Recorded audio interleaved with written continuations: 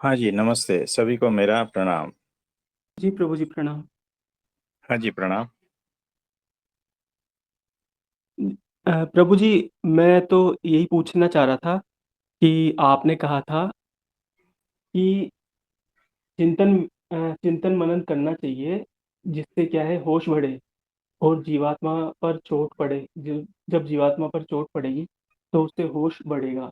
तो वही मैं पूछना चाह रहा था प्रभु जी कि ऐसे कौन से विचार हैं, जिनका चिंतन मनन करने से जीवात्मा होश में आए? हाँ जी। तो देखो, कोई भी प्रश्न खुद से पूछो, खुद को पूछो। जब प्रश्न पूछते हो ना, तब भीतर जागृति बढ़ती है। यानी आप रास्ते से जा रहे हो अपनी धुन में, और कोई आपको रुकाता है और प्रश्न पूछता है कि आप कौन हो, तो आप होश में आ जाते हो या नहीं, बताओ। जी, प्रभु जी। आप अपने ही मूड में जाते हो, अपने ही धुन में जाते हो, बेहोशी में जा रहे हो। पैर चल रहे हैं, आपको पता नहीं है। रास्ता दिख रहा है, लेकिन फिर भी आपको पता नहीं, इतने बेहोश हो। तो ये बेहोशी में जो चले जा रहे हो, उसमें आपको कोई रोकता है और पूछता है कि आप कौन हो। तो अचानक जो आया वो क्या हुआ? प्रश्न आया ना, भीतर तक गया। और भीतर कुछ ऐसा है जहां पर चोट पड़ती है और वो होश में आ जाता है। तो तब आप होश में आते हो, है ना। वैसे ही ये तो बाहर का किसी ने प्रश्न पूछा, आप खुद ही अपने को प्रश्न पूछो। जैसे आपने पूछा कि मैं कौन हूं, तो तुरंत ही आंसर आता है कि इधर उधर थोड़ा कहोगे, फिर कहोगे कि नहीं नहीं, मैं तो आत्मा हूं। आप कहोगे ना। और ये आत्मा जो है वो कहाँ से सीखा, कहाँ से सुना? तो आसपास से, गुरुजनों से सब कुछ सीख कर फिर आप कहते हो कि मैं आत्मा हूं, और फिर उसके बाद में वापिस आप सो जाते हो। यानी आप जागरूक तो हुए थोड़ी देर के लिए, लेकिन फिर आंसर मिल गया तो सो गए। लेकिन आपको रेडीमेड आंसर नहीं देना है। आप इतना होश पूर्वक रहना है कि क्या आपने खुद को जाना है, क्या आपने आत्म तत्व को जाना है। तो बिना जाने कहीं से भी उत्तर आता है ना, तो अहंकार को अच्छा लगता है कि हाँ मैं जानता हूं। और अहंकार वापस सो जाता है, क्योंकि अहंकार अपने को बचाना चाहता है, वो बचा रहता है। तो हमेशा प्रश्न पूछो, लेकिन उत्तर की अपेक्षा रखना नहीं। और रेडीमेड उत्तर जो है वो बिल्कुल भी लाना नहीं चाहिए, आना नहीं चाहिए, है ना। तब जाके आप होश पूर्वक रहते हो। आप समझे? नहीं तो फिर से बेहोश हो जाओगे। तो निरंतर होश बना रहे, निरंतर आप आगे बढ़ते रहो। उसके लिए चोट जरूरी है, और वो चोट प्रश्नों के द्वारा मिलती है। और प्रश्न एक ही पूछो, लेकिन वो निरंतर अगर चोट रहेगी एक ही प्रश्न की, तो भी आप निरंतर होश में रहोगे। आप समझे? तो इस तरह से अपने को सोने मत देना, सतत जागृति में, सतत होश पूर्वक रहना।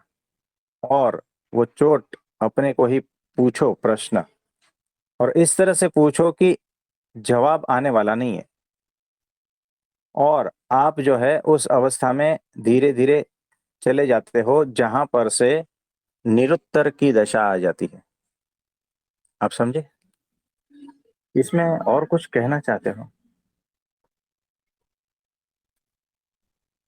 इसमें तो प्रभु जी यही पूछना था। और एक चीज प्रभु जी ये भी बोलनी थी कि अ, जैसे मैं ज्यादा लोगों से मिलता नहीं डे टू डे लाइफ में, तो मैं हम्म। सोचता था कि मेरा तो किसी के साथ संग ही नहीं है, तो हम्म। फिर कुसंग का तो जैसे प्रश्न नहीं उठता। हम्म। तो पर कल जब आपने कुसंग पर बताया वचनामृत में जो लिखा है, तब मुझे हम्म। पता चला कि जैसे मैं जो मोबाइल चलाता हूँ प्रभु जी, फिर इसमें मैं खूब सारे वीडियोस देखता रहता हूँ, कभी हंसी के, कभी इमोशनल वाले, अलग अलग। तो फिर हाँ मुझे हाँ। पता चला कि ये भी एक तरह का संग ही है। हाँ जी। इसमें मैं टाइम जैसे देता हूँ तो एक तरह का ये भी कुसंग ही होता है। और इससे हम्म, होता क्या है, जैसे भगवान के प्रति जो तड़प उठती है कभी-कभी, ये हाँ ध्यान भटकाने वाला काम करता है। आपको जैसे अच्छा एटमॉस्फेयर इससे मिलता है वीडियो देखने से, तो तड़प दब जाती है उससे। तो ये भी एक तरह का प्रभु जी विघ्न ही है। हाँ जी। तो देखो, आपने फिर कहा था ना कि एक छोटा बच्चा है, उसको तड़प है आइसक्रीम खाने की, और उसकी माँ जो है ना उसको आइसक्रीम नहीं देती है, उसको खिलौना देती है, कुछ ऐसा मोबाइल हाथ में पकड़ा देती है, कुछ इधर ध्यान भटकाती है, और कुछ ऐसा करती है कि ताकि उसका ध्यान आइसक्रीम से हट कर और जगह पे लग जाए। और ये सारा कुछ वैसा ही तो हो रहा है सारी दुनिया में, है ना। आपका जो भगवान के प्रति तड़प था ना वो दबा दिया जाता है, उसको भटका दिया जाता है। कौन भटकाता है? माया भटकाती है। तो माया कैसी है? तो भीतर से भी और बाहर से भी हर तरह से वो कुसंग को ये करती है। आप समझे?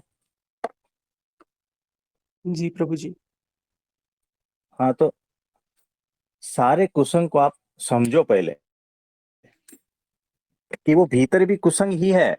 यानी देखो, भीतर आपका मन जो है ना वो आपका बड़ा कुसंग है, क्योंकि मन शुद्ध नहीं है।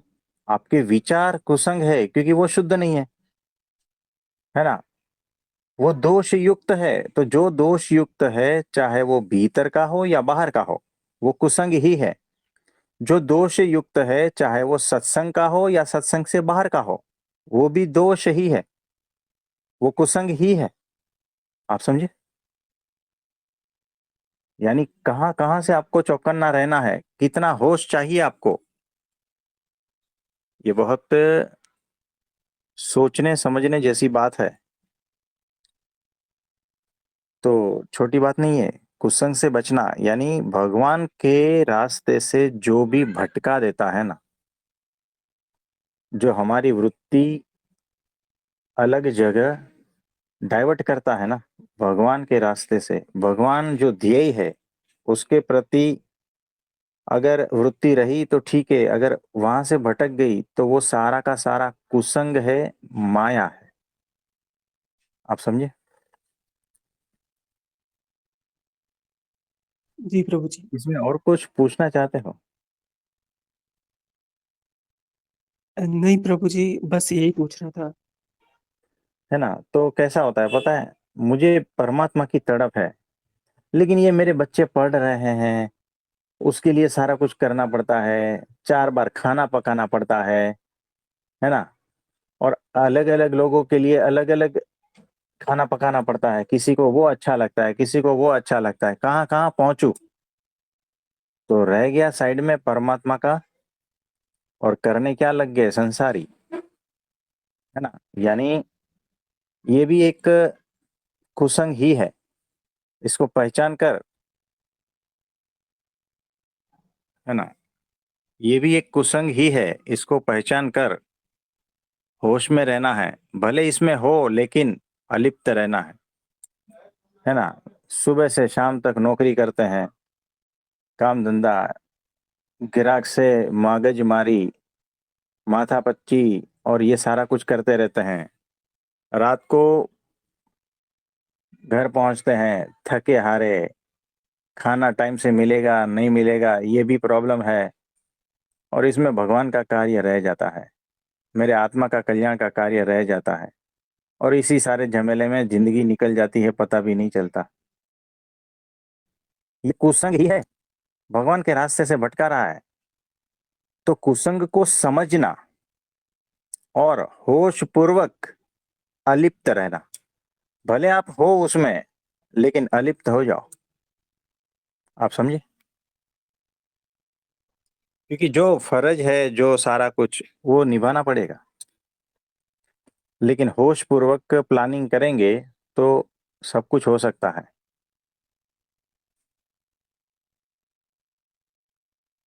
इसमें और कुछ पूछना चाहते हैं?